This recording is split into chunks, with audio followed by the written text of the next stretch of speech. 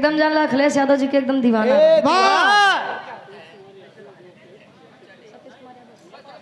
और यहाँ पर आदरणीय परम सम्मानित सतीश कुमार यादव जी एडवोकेट साहब, वाह, सुंदर पुष्पंखुड़ियों में गुथा हुआ हार 101 रुपए का महान आशीर्वाद। दुल्हैया बताओ तो अपने दुल्हावा के हाल का।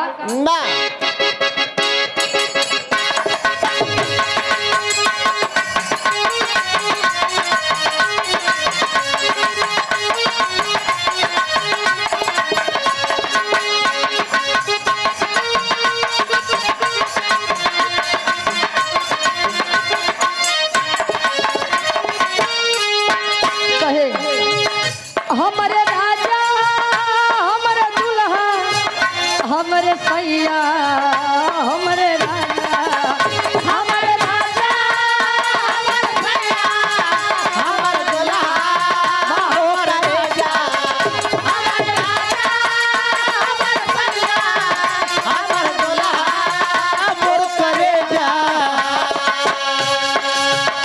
हमारे राजा जी हमारे राजा जी साइकिल से डोले कि जय जय अखिलेश बोले। हमारे राजा जी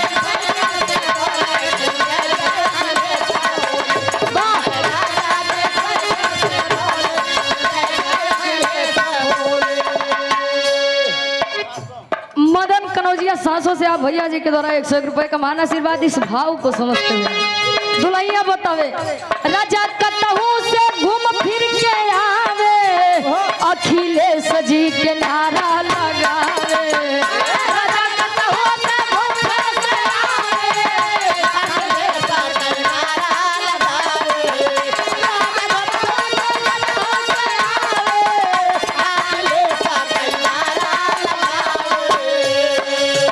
राजा कतहू से घूम फिर के आवे अखिलेश जी के नारा लगावे। हमारे राजा जी हमारे दुल्हा जी दुल्हैया बताओ सखी से भैया पड़ोसी वाली सखी से बतावा। सोलंकी भैया ये गाना जानला आपके ऊपर एकदम सूट करा। अरे वाह भौजी भौजी कहाँ है? हमारे राजा जी हमारे दुल्हा जी दिन में ना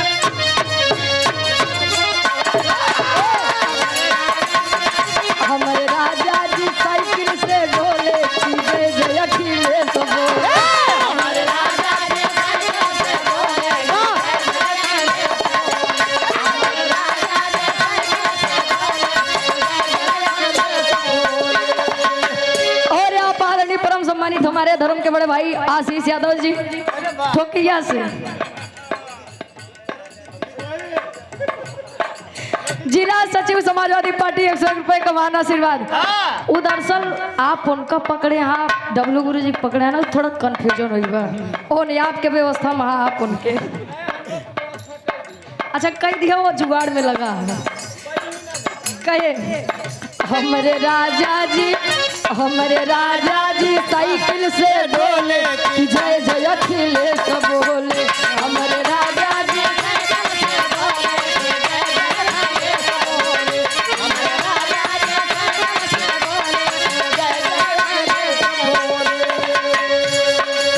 ई बाबा अरे जाना तन के मंदिर के घंटा बजाए कुछ मिले वाला नहीं बा। यहाँ से वो लोग राजनीति में आवत है आज पढ़ा लिखा हो चंदन तिलक लगाए अयोध्या भागत हाँ तो प्रयागराज आवत हो। कितना जने देखा दे रहा है संगम में हाँ बछुआ को बोरा उड़ाई गौदान करा देते बारे महाराज धन्य हाथों बालू तरफ पिंडों पर आई है। बारे प्रयागराज की पावन धरती सत्संग नमन है इसी पावन धरती को। यहाँ पर लोगों को अपने कर्मों का फल भुगतना है। जितना जल्दी हो सके आँख खोल ले जाए धरती छोड़ दे। हाँ नहीं तो हम लोग ऐसे गावत रहा आप लोग सुनत रहा पैसा देते रहा कोनो मतलब नहीं बा। जागरूक होइए गुरु जी संकेत करते हैं का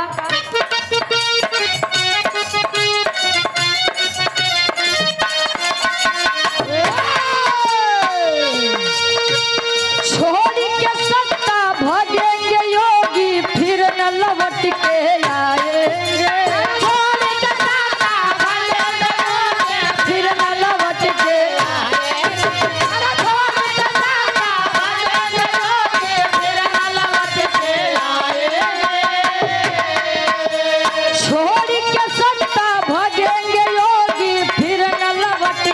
जाएंगे, गोरखपुर में जाएंगे, अरे सारंगी खूब बजाएंगे, गोरखपुर में जाएंगे, सारंगी खूब बजाएंगे, गोरखपुर में जाएंगे, सारंगी खूब बजाएंगे।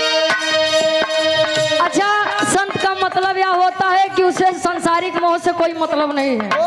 ओकरे सामने अगर केहू प्राण त्यागत बा तो उसी उहू से नहीं मतलब होता है। लेकिन गेरुआ पहन के शासन सत्ता में आवत है। वाह भैया।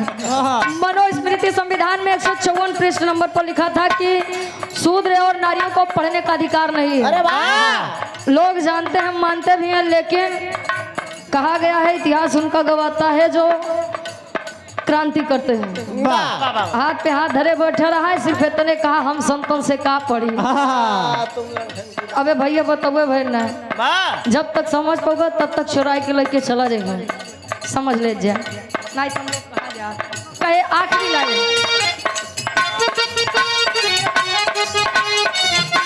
क्या बात है। मोदी जी गुजरात में जाके 30 टहनी लगाएंगे,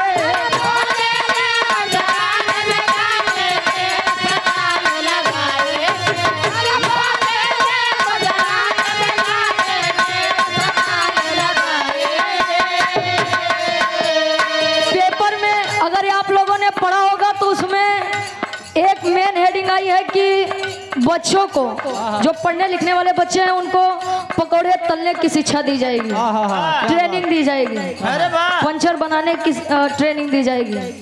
अब पढ़िए लिखिए ना, कुल पंचरे बनेंगे, पकौड़े तलिए। आखिरी लाइन को बाद अब मोदी जी गुजरात में जाके 30 टहनी लगाएंगे,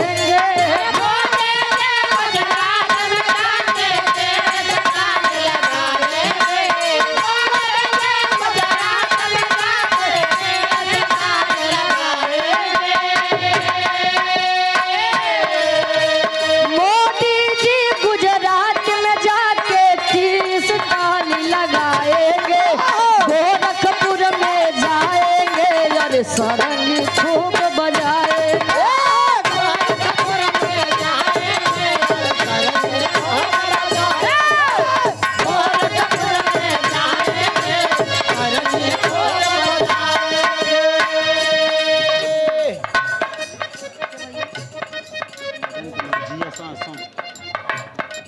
मदन कनौजिया सांसों से आप धर्म के हमारे बड़े भाई, 100 रुपए का महान आशीर्वाद सुंदर पुष्प पंखुड़ियों में गुथा हुआ है।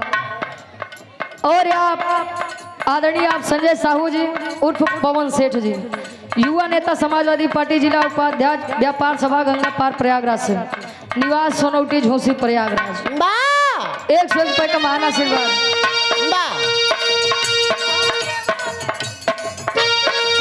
आने वाले आ गए, आने वाले आ गए, आने वाले आ गए, आने वाले आ गए, आने वाले आ गए, आने वाले आ गए,